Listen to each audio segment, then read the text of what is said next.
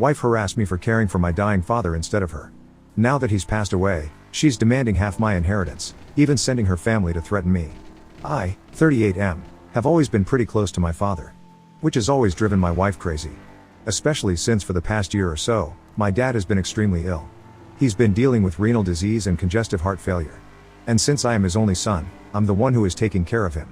I make sure to drive him to the clinic 3 times a week so he can do his dialysis, which is what is keeping him alive since he doesn't have a match for a kidney donor. I was tested and I wasn't a match. I begged my closest family members to go and see if they were a match. However, most of them were reluctant about having one of their kidneys cut out of them and given to someone else. Mostly because what if when they are older and they need a new kidney?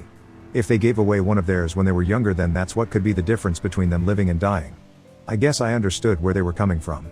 But if it was me that was a match, I wouldn't in no way hesitate to give my father one of mine to save his life. There are a lot of people who donate their kidneys and live just fine on the one kidney they have left. But no matter how hard I tried to convince my close family members, they only just refused to go through with it. It was rather frustrating that these people could be the one person who could keep a sick man from dying way too soon by simply donating a good kidney to save his life. But the worst part about all of it was my wife Maria, 32F. It didn't matter how sick my dad was or how close he was to being on his deathbed. She always had something selfish and rude to say about me going and helping my dying father every day. She couldn't figure out why I would put aside my other responsibilities such as catering to her every need, if that's even such a thing. But if I didn't pay attention to her every waking problem or what she had to say, I was in for a rude awakening. If she wasn't putting me down for not noticing her new hairstyle or the fact that she rearranged the dining room for the 100th time. Every day when I walked into my front door, she was there leaning against the hallway wall, just waiting to tear me a new one. And not only that, but she was ready to go to war about where I had been and why I had been gone so long. And of course, my answer was always the same. I was driving my father to the clinic to get his treatments done, and then I drove him back home and helped his nurses get him situated. It has gotten so bad that I don't even feel like I can stop and sit down and just converse with my dad before I have to rush home to be interrogated. And this afternoon when I walked into the house, my wife was already in a hell of a mood. As soon as I got through the door and hung up my jacket, she was instantly by my side asking me why we don't have a new car or a new upcoming business plan to obtain more wealth and be people who are important. What you may not realize is that my father is a very wealthy man, and no, I have never asked him for a dime since I was old enough to work on my own and take care of myself. This means yes, I have struggled greatly and still do to this day. But what my wife doesn't know, well, at least not yet anyway, that I took out a pretty substantial loan just to help us get by with the house payment, property taxes, insurance, and utilities. I haven't told her because I know she will weasel her way into getting a hold of as much of the money from the loan as possible and blow it on anything and everything to make herself look like she has money even though she is broke. When I came in the door and went to the kitchen to sit down to go through the bills, Maria followed behind me, and before I knew it, she slammed a piece of paper down in front of me and said, "So, when were you going to tell me you took out a huge loan that I could be used for something I need? Or were you just going to hide it from me until it was already gone?" She looked at me and then rolled her eyes as she sat down in the chair next to me. "Well? What do you have to say?" she said, clearly angry at me for keeping this money from her. I took a deep breath, and then I told her that I didn't tell her about the loan because I specifically got the loan to pay the overdue bills we have that we have been behind on for the past 5 months. I said, "Do you enjoy having a house to live in?" She was about to protest, but I stopped her and kept going. "What about the car you drive, or the water you bathe in, or the electricity that lights up your house at night time? And what about all of the other expensive crap you think you have to, I don't know, survive?" I stood up and walked into the other room, and she, of course, came stomping after me, yelling that since we were married half of the money was hers. And I had to inform her that she wasn't there when I signed for the loan, so technically, the loan is in my name, not hers. I said to her, "That and you have no means of paying a single penny back against this loan. What on earth makes you think I would give you a single dime of it so you can waste it on absolutely nothing? I would like to be able to keep my home and my car. And I need to be able to take off work for a while to help take care of my dad. He's being placed in hospice care this week because every time they put him through dialysis his heart rate decreases, and his doctors aren't sure how much longer he will be able to handle the treatments. So if you don't mind, I'm going to be very busy doing what a man who loves his father would do. And a man who needs to have a home to come back to once everything is said and done." Maria rolled her eyes at me and told me that I was wasting my time worrying about that old man, aka my father. She told me that he was so wealthy yet he couldn't even support his broke son who can barely make ends meet. I told her that if she didn't like, she could find a new man to mooch off of and boss around because I had had enough of her arrogant attitude towards me taking care of my father. She stopped complaining for a minute and then her behavior changed all of a sudden. She walked up to me and rubbed her hand across my shoulders and whispered, "You know, you could always ask your dad to help you while you're struggling. He's almost dead anyway, what else could he possibly do with all of that money he has saved? He can't take it with him when he dies." I was stunned by her selfish, money-hungry, gold-digging way of thinking. I walked past her into our bedroom and grabbed her prized possessions, which happened to be a pair of suitcases from one of those tops designers. I honestly don't even know how to pronounce their names, but I laid them out on the bed and I ushered my wife into the bedroom and pointed at the suitcases and asked her which one she was going to place her favorite dresses and which one was going to hold her only excuse for a collection of bells she had collected from all over the world with her somewhat rich family. She had to think about what I was suggesting before it finally sunk in. "You're kicking me out." She squeaked so loud the next door neighbor's dog started barking. I told her I was done with her attitude and her bossy way of trying to control every aspect of my life. I told her she wouldn't get much in the divorce, but she could expect to hear from my lawyer within a few weeks. But until then she needed to start packing. Maria called her family, who all showed up at my house, where they all started going through everything in my home. It didn't matter if it was clearly not Maria's, they were going through everything. They tore apart my home from top to bottom. By the time all of Maria's stuff was packed and placed in the moving truck, Maria's father Carlos, 54M, found me in the kitchen trying to put all of my dishes and pots and pans back into my cabinets. Carlos cornered me in front of the sink. He was so close to me that I could smell the garlic on his breath from the Italian food they had all ordered while at my home to pack up Maria's belongings. Carlos stared me in the eyes for a good 35 seconds before he told me that I was making a big mistake. He told me that his family didn't believe in divorce and that what I have done to his daughter was unforgivable. I tried to explain to him that his daughter didn't value family the way I did. And I asked Carlos if he was sick and dying, wouldn't he expect his only child, if he only had one offspring, to help to take care of him in his time of need? Carlos paused and thought about what he was about to say. He clicked his tongue and told me that he would expect his daughter to help him, not his son. Because women were put here to help with medical situations, not men. I wasn't surprised by his answer, because after all they were a Latin family and they do things much differently than my Caucasian family would. I told him I was sick of his daughter always making me feel like I was doing something terrible by helping my sick and dying father in his last days. I couldn't sit by and continue to let her treat me like a criminal for doing what was right in the first place. Carlos leaned in close to me and whispered in my ear, "We will never forget what you have done to our sweet Maria. You will remember this family." I pulled away from him and told him to get him and the rest of his family out of my house. After they left, I went back to my normal routine of picking up my father and taking him to the clinic for dialysis and treatment.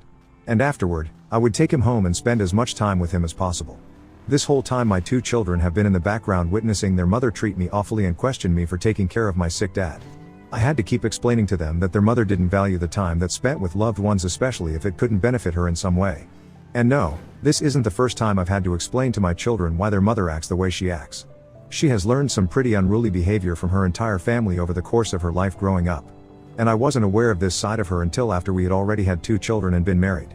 It was like once she knew I had been trapped, she could finally be who she really is and force me to either live with it or move on to live my own life without her overwhelming selfish tendencies. Update: it's been a week since I filed for a divorce against my wife and she has stubbornly refused to sign the paperwork. However, I was able to trick her into signing the paperwork by promising her that I would pay alimony. What she doesn't know is that the alimony won't be very much. But it got the job done. And of course, after about 2 months of her getting payments, she realized that she was getting practically nothing. But that's the least of my worries. My father has been placed in hospice recently and it's not looking good. I just got done visiting him and I've been praying nonstop that he will pull through, but I know he's probably not going to.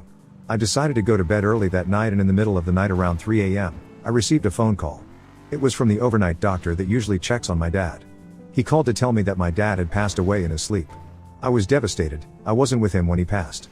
He was all alone and that breaks my heart. I couldn't even come close to falling back to sleep that night.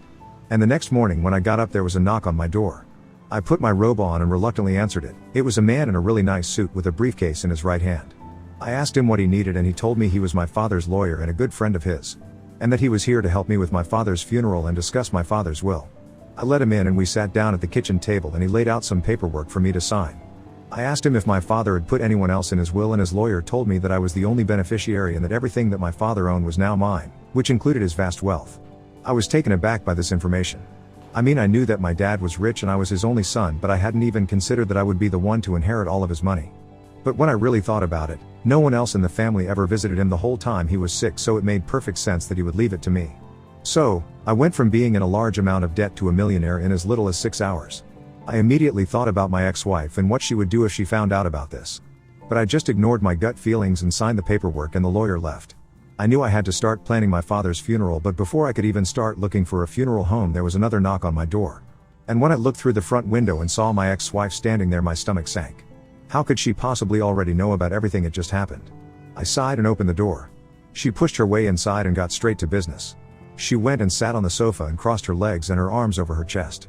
I looked at her and said, "So what do I owe this pleasure of seeing you so early this morning?" She rolled her eyes and said, "I know your dad just passed away, and I also know you inherited all of his money. Half of the money belongs to me. And you're going to give it to me or you're going to regret ever meeting me." I couldn't help but laugh out loud at the absurd statement she just made. I told her she was out of her mind if she thinks she was getting a single dime of the money I just inherited. I told her that I didn't have that money when we divorced, so she has absolutely no right to any of it. Her face turned so red I thought she was going to start melting. She stood up and rushed towards me, and I put my hands up and said, "Don't even think about putting your hands on me." She took a step back and told me that this wouldn't be the last I hear about this. And I knew exactly what that meant. Her family was going to be harassing me until I gave in to her demands, and that wasn't going to happen. I told her she needed to get the hell out of my house, and with that she left. But before she left, she asked me if she could talk to the kids. And I told her that they were sleeping and they don't know about that grandfather passing away yet, and I wasn't going to let her be the one to tell them. And then she hit me with, "I'm taking you to court to get custody of both of them. You don't deserve to be their legal guardian." I told her how she plans on taking care of them. She has no money to even afford a place of her own. Here they have their own rooms and I have all the money in the world to take care of them. So go ahead and try Maria. You will lose and you will look like a fool. Update: it's been about a month since Maria showed up at my home. I was able to lay my dad to rest in one of the best cemeteries in town. And yesterday I went out to the cemetery to place new flowers on his grave, but when I got there his tombstone had been completely destroyed. Chunks of stone were laying all over his resting place. And on the ground was a placard. I bent down and read what it said, and I was shocked by what I read. It read, "The money belongs to her until you give what's rightfully hers. Expect to keep having to buy a new tombstone for your father's grave. Sincerely, the family." I kicked the placard so hard it burst into 1,000 little pieces. How could anyone defile someone's grave like this? I made sure I phoned the police and reported the foul play. They told me they would keep an eye on the cemetery at night to see if they can catch them in the act. I immediately went and ordered a new tombstone to replace the broken one. I was furious yet not surprised. Maria's family was insane, they always have been. And I knew this wasn't going to be the only run-in with them I would have. I cleaned the tombstone up the best I could. And then contacted the right people to have it replaced. I messaged my ex-wife Maria and told her she was really immature defiling a man's grave who just passed away over money that did not belong to her. And of course, she played dumb like she didn't know what I was talking about, even though the note clearly indicated that the reason the tombstone was ruined was that I hadn't given Maria half of my inheritance. And there was no way in hell that I was going to give in and give it to her.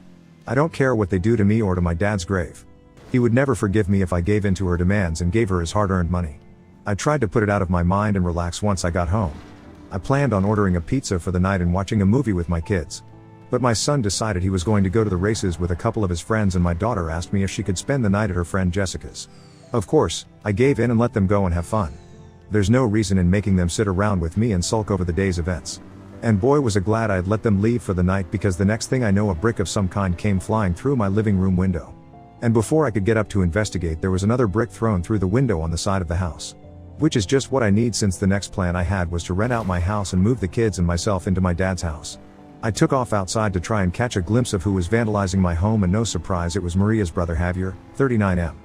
I could clearly see his long black hair flowing through the wind as he sprinted away from my house and then got into what was clearly his black Kia. I shook my head in disbelief. You'd think they would try a little bit harder at concealing themselves if they are going to commit crimes. I walked back inside and picked up one of the bricks, and on the back of one of them was a piece of paper that was tapped to the brick. It read, "The money or else." I rolled my eyes and tossed it out on the patio. I grabbed my phone and called the police and made a police report about the incident. A police officer came by and took a look at the damage in the bricks, especially the one with the message. And of course, I had to explain to him about my ex-wife and her family being obsessed with me giving her half of my inheritance, and the fact that they are doing things to intimidate me into giving her the money. I told the officer that this probably won't be the last time I have to call the police because of them. And of course, I was right about that. Update: hello, guys.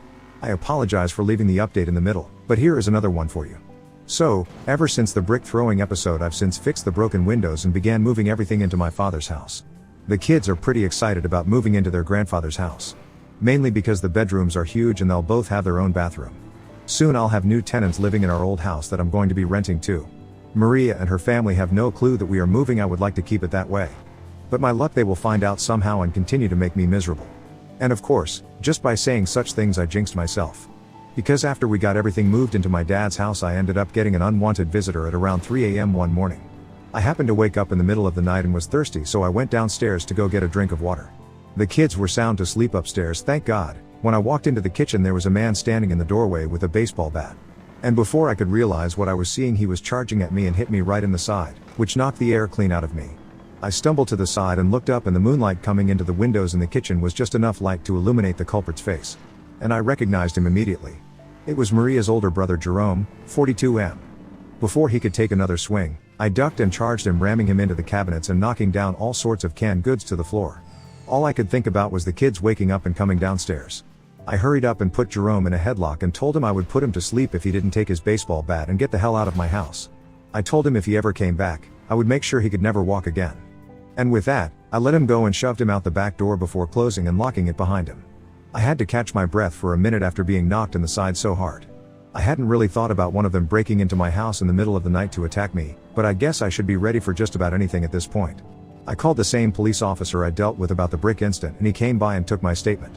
He told me to make sure I put up some security cameras in case something like this happened again. I told him he was lucky my kids didn't wake up and come downstairs, because I probably would have done a whole lot more damage than I would have wanted to. Because no one messes with my kids. I don't care who it is. The police officer took my statement and then left, and once again I had a hard time falling asleep that night. What's funny is what happened next, because Maria's brother knew we had moved to my dad's new house, but Maria was nothing but clueless. I guess I'll start where I left off. Maria had no clue we had moved out of my house to my dad's house, and she ended up showing up at my old house where I now have new tenants living. She knocked on the door, and the wife of the man I rented the house to answered the door. My ex-wife started freaking out about why I wasn't there and if she was my new girlfriend or something. The man's wife had to explain to her that they were tenants and that I had moved away. But Maria wouldn't listen. She told the woman she was a liar and I was inside of the house somewhere and that I needed to come out. Maria even went as far as to slap the woman when she told her that I was not there and that she needed to leave. Maria told her that if I wasn't there then she needed to tell her where I moved to, but since Maria slapped this woman, she slammed the door on Maria's face and called the authorities, who came and arrested Maria for battery and trespassing. I wasn't at all surprised when I heard what Maria had done. She has been a gold digger her whole life, or for as long as I've known her. If it's not about money, then it's about what she can get from someone. It doesn't matter what it is as long as it's of value. And the fact that she'll go as far as attack an innocent woman for no reason at all tells me I made the right choice divorcing her when I did. I don't know what I ever saw in her, to be honest. Love truly is blind. And her brother Jerome is getting a few years in jail too for breaking into my home and attacking me with that baseball bat. Her family has got to learn something from all of this. But chances are they will keep operating the same way they always have. If it benefits them, then they will do anything and everything to make sure they get whatever they can, no matter what it takes to get a hold of it. Even if it means spending time behind bars. Which quite frankly suits them really well if you ask me. And I can promise you this, that this woman will never see a dime of my money, not even when I'm long gone and dead. I don't care what plan she comes up with next, it will never get her the riches she so separately thinks she deserves but will never be capable of having.